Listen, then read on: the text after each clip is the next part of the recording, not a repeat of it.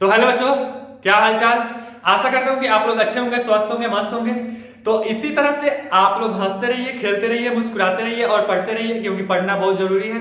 ठीक है, क्योंकि कंपटीशन बहुत बढ़ चुका है। तो आज इस वीडियो के माध्यम से बात करने वाला हूँ कि एवोगाड्रो लॉ है क्या। इससे पहले स्टेट ऑफ मैटर में बात कर चुके हैं क्या, बॉयल्स लॉ और चार्ल्स लॉ के बारे में बात कर चुके हैं। अगर आपने वो वीडियो नहीं देखा है तो जाके देख सकते हैं, क्लास 11th में है। ठीक है, क्लास 11th का एक चैप्टर है। ठीक है, एक स्टेट ऑफ मैटर लिखा होगा प्लेलिस्ट में, उसमें होगा बॉयल्स लॉ और चार्ल्स लॉ, जाके देख सकते हैं अगर ये आप लोगों को वीडियो अच्छा लगता है। ठीक है, तो अगर आप लोगों को रिक्वायर्ड हो, आई आई टी और जेईई मेंस के लिए हम पढ़ा रहे हैं। ठीक है, और अगर स्टेट बोर्ड है तो स्टेट बोर्ड भी वाला देख सकता है। ठीक है, सबको समझ में आ जाएगा। तो सबसे पहले हम बात कर लेते हैं कि एवोगाड्रो लॉ है क्या। ठीक है, एवोगाड्रो लॉ का उसका ग्राफ बताएंगे आप लोगों को, उसके बाद में उससे रिलेटेड उसका इक्वेशन बताएंगे कि इक्वेशन क्या आता है, ताकि आप लोग क्वेश्चन सॉल्व कर सके, एग्जाम में आए तो आप लोग क्वेश्चन सॉल्व कर सके। तो सबसे पहले हम लोग बात कर लेते हैं कि एवोगाड्रो लॉ क्या है क्या, उसका डिफिनीशन हम देख लेते हैं। Avogadro law Avogadro law Avogadro law है क्या। ठीक है, एवोगाड्रो लॉ कहता है कि at constant temperature and pressure of all gases, क्या, of all volume of gases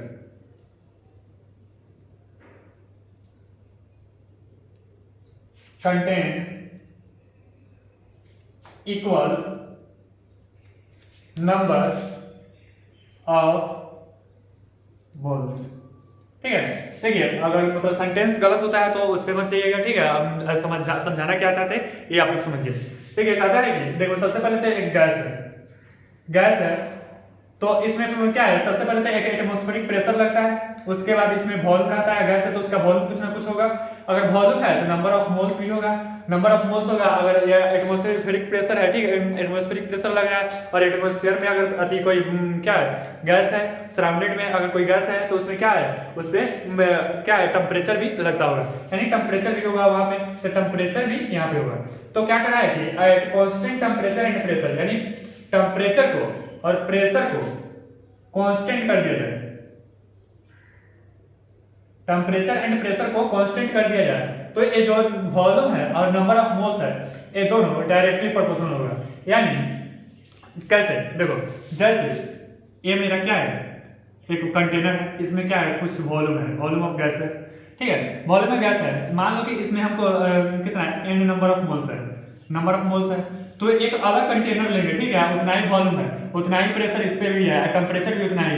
अगर इसमें मान लो कि इसमें हीलियम का है, ठीक है, इसमें हाइड्रोजन है, तो इसमें अगर जितना वॉल्यूम है और इसमें जितना वॉल्यूम है, तो वॉल्यूम अगर सेम है तो नंबर ऑफ मोल्स भी दोनों का सेम होगा। यही कहना चाहते हैं क्या, एवोगाड्रो लॉ। ठीक है, तो ये आप लोग समझ गए होंगे। तो समझ गए होंगे तो सबसे पहले बात कर लेते हैं इसका इक्वेशन। तो सबसे पहले क्या कहता है कि वॉल्यूम जो होगा वो डायरेक्टली प्रोपोर्शनल होगा नंबर ऑफ मोल्स के। तो जो वॉल्यूम है यहाँ पे डायरेक्टली प्रोपोर्शनल है, तो डायरेक्टली प्रोपोर्शनल हटता है तो कोई ना कोई एक कांस्टेंट आता है। तो कांस्टेंट आता है तो यहाँ पे हम मान लेते हैं कि के कांस्टेंट है। ठीक है, एनसीईआरटी आप लोग क्लास 11 में होगा, उसमें देख सकते हैं जाके। ठीक है, वहाँ पे के लिया है, इसलिए हमने के लिया ताकि आप लोग अच्छे से समझ सके। ठीक है, ताकि अलग अलग कांस्टेंट नहीं लेना है, ताकि आप लोगों को समझने में दिक्कत हो, और इसका number of moles as it is रह जाएगा। तो क्या कराएंगे, वॉल्यूम जो होगा कांस्टेंट और उसके बाद में नंबर ऑफ मोल्स के क्या है, मल्टीपल है। तो यहाँ पे क्या करना है कि volume upon number of moles, यहाँ पे नंबर ऑफ मोल्स को हम अति कर दिए हैं, तो यहाँ पे क्या आ जाएगा, कांस्टेंट, यानी वॉल्यूम अपॉन वॉल्यूम में और नंबर ऑफ मोल्स को डिवाइड करेंगे तो क्या आ जाएगा, वो कांस्टेंट आएगा, यानी कांस्टेंट आएगा। यहाँ पे बात कर लेते हैं, देखो जैसे V इज इक्वल टू क्या है, के यानी नंबर ऑफ मोल्स। आप लोगों को पता होगा कि नंबर ऑफ मोल्स हम लोग कैसे निकालते हैं, given mass upon molecular mass. ठीक है, गिवन मास को किससे डिनोट करते हैं, स्मॉल m से, और मोलिकुलर मास को कैसे डिनोट करते हैं, कैपिटल M से, यानी m जो है स्मॉल m अपॉन कैपिटल। तो यहाँ पे हम लोग स्मॉल m दिया है, यहाँ पे मान लेते हैं कि V is equal to K, और यहाँ पे नंबर ऑफ मोल्स की जगह पे हम पुट कर देते हैं क्या, given mass upon molecular mass. ठीक है, और उसके बाद क्या करते हैं, ये जो वॉल्यूम है इसको यहाँ पे लाते हैं, तो यहाँ पे क्या जाएगा, मोलिकुलर मास आ जाएगा इनटू के अपॉन यहाँ पे क्या आ जाएगा गिवन मास अपॉन वॉल्यूम, ठीक है।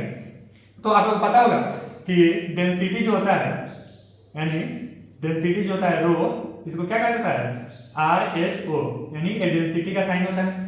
जो डेंसिटी होता है वो होता है क्या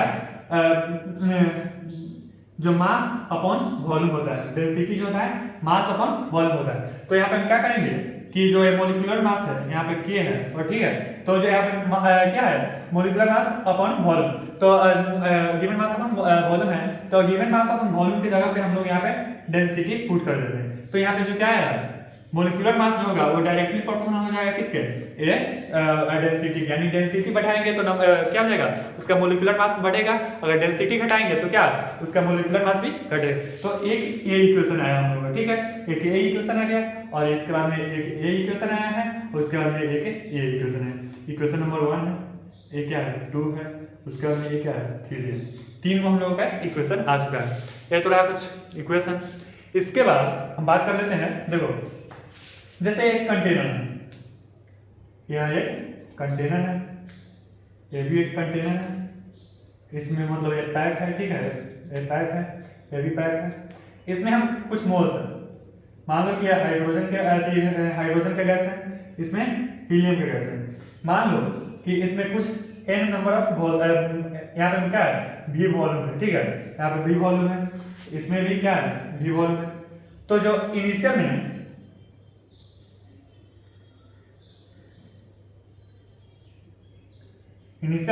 इसका वॉल्यूम मान लो कि v1 है, ठीक है, और उसके बाद में नंबर ऑफ मोल्स भी n1 है, ठीक है। मान लो अगर इसका वॉल्यूम हम बढ़ा देते हैं, प्रेशर सेम है, उसके बाद टेम्परेचर भी सेम है, इसको हम क्या करते हैं इस कंटेनर को साइज हम बड़ा कर देते हैं, यानी वॉल्यूम इसमें बढ़ा देते हैं, इसमें कुछ गैस और ऐड कर देते हैं। तो क्या होगा इसको अगर तुम कुछ और गैस ऐड कर देंगे, ठीक है, तो क्या हो जाएगा इसका वॉल्यूम बढ़ जाएगा। तो वॉल्यूम बढ़ जाएगा तो क्या हो जाएगा इसका वॉल्यूम तो बढ़ जाएगा, तो वॉल्यूम बढ़ जाएगा तो इसका मान लो कि यहाँ पे हम फाइनल वॉल्यूम इसका मान लेते हैं V2।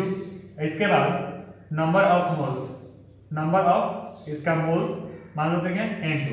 तो यहाँ पे अगर हम वॉल्यूम बढ़ाएंगे, ठीक है, जैसे वॉल्यूम है तो वॉल्यूम को हम बढ़ाएंगे तो उसके बीच इक्वेशन क्या आता है हम लोग देख लेते हैं।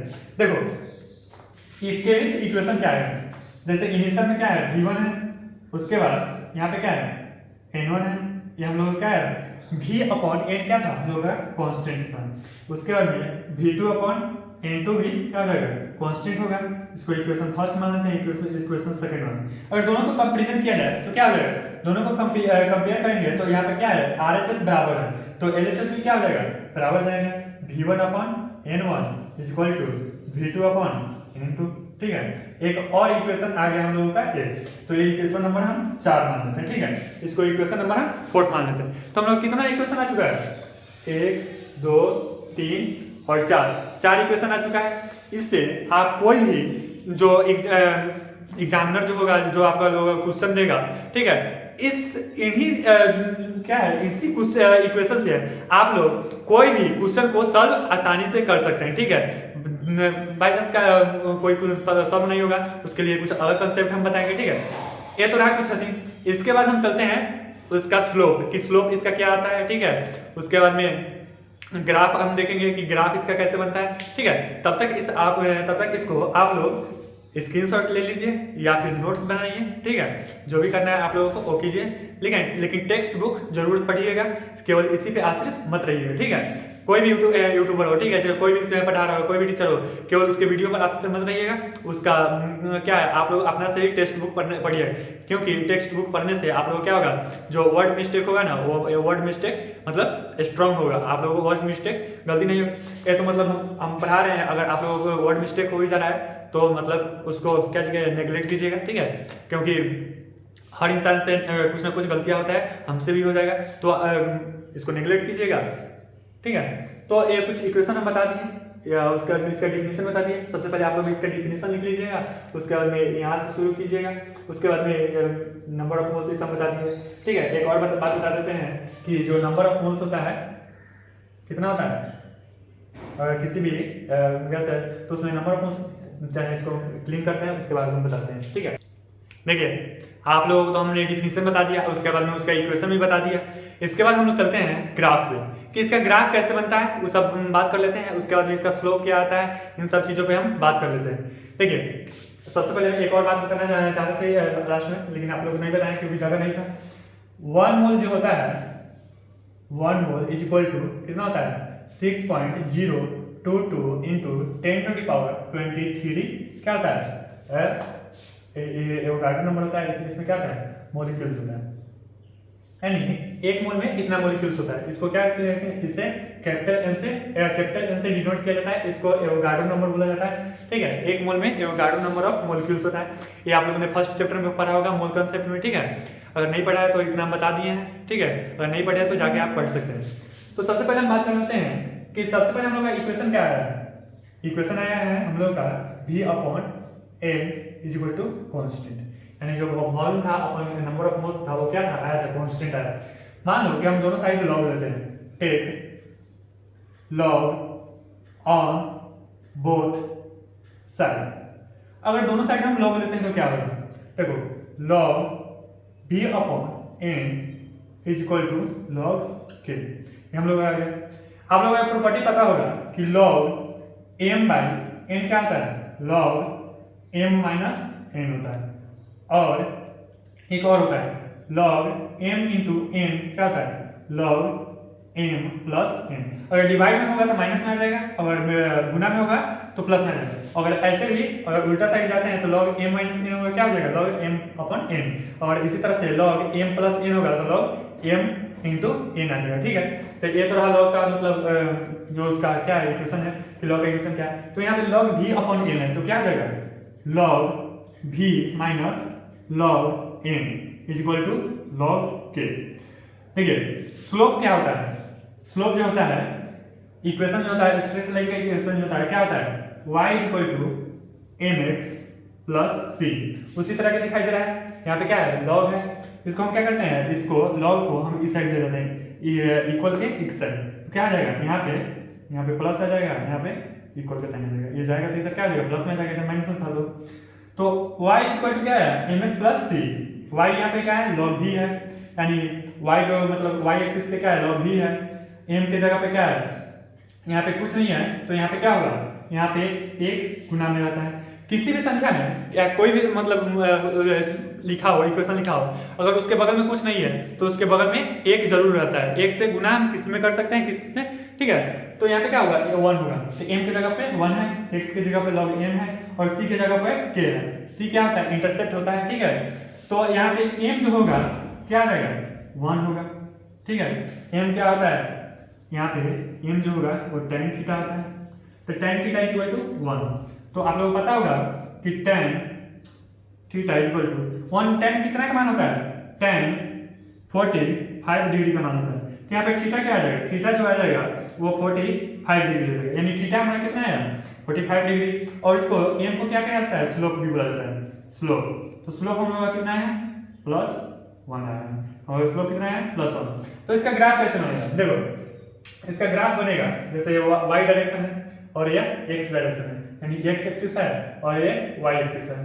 तो देखो कोई भी गैस है तो शुरू में कुछ ना कुछ वॉल्यूम जरूर आता है, जीरो तो वॉल्यूम हो नहीं सकता है। ठीक है, किसी भी गैस का तो यहाँ पे क्या हो जाएगा कुछ ना कुछ वॉल्यूम होगा, यानी जीरो तो होगा नहीं, तो यहाँ पे एक्सिस से शुरू होगा नहीं। मान लो कि ये इतना वॉल्यूम है। ठीक है, तो यहाँ से इक्वेशन जो होगा वो ऐसे होगा। ठीक है, एक्स एक्सिस के मतलब बीच में होगा। अगर मान लो क्या है टेम्परेचर, यहाँ पे टेम्परेचर है, यहाँ पे नंबर ऑफ मोल्स है, यहाँ पे वॉल्यूम है। तो यानी नंबर ऑफ वॉल्यूम बढ़ाएंगे तो नंबर ऑफ मोल्स बढ़ेगा, यानी नंबर ऑफ मोल्स बढ़ाएंगे तो वॉल्यूम भी बढ़ेगा। ठीक है, तो ये यहाँ इतना मतलब ये क्या होता है इंटरसेप्ट है, यहाँ से शुरू होता है इंटरसेप्ट है। ठीक है, तो यहाँ पे क्या हुआ कि यहाँ पे अगर जैसे डॉट लाइन यहाँ पे लाइन लेते हैं तो यहाँ पे जो मेरा कोण बनेगा वो 45 डिग्री की बनेगा। यहाँ थीटा कितना है 45 डिग्री आएगा। इसका स्लोप क्या हो जाएगा, स्लोप जो होगा क्या हो जाएगा +1 होगा। ठीक है, स्लोप क्या है +1 है। इसके बाद इधर आप volume versus number of moles, यहाँ पे लॉग के टर्म में था, यहाँ पे भी लॉग के टर्म में था। तो ये तो आ गया। इसके बाद हम लोग बात कर लेते हैं V/N वर्सेस N के बीच, और उसके बाद में एक और बात कर लेते हैं V upon n versus V के ऊपर, यानी volume upon number of moles versus volume के बीच, और उसके बाद volume upon number of moles versus number of moles के बीच। देखो volume upon number of moles क्या था, volume upon number of moles is equal to क्या है, कांस्टेंट है, यानी कांस्टेंट है, यानी बढ़ रहा है ना घट रहा है। तो क्या हो जाएगा यहाँ पे जो होगा ये x एक्सिस के पैरेलल होगा।